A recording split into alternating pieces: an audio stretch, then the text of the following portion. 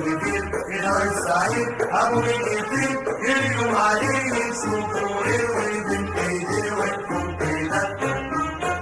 كان من عينهم يا قادر بيدق صلاة راح بعيدهم بأوامر من حكيم النار نزلوا على الأرض جماعة مالوا الهوى كله بساعة سموم حسدهم خداعة واخدينها من عين الشيطان يا رب لا أكبر منهم بعد ملايكة تجننهم هربوا من الجنة في ايدهم حظ وغنى ورحمة وغفران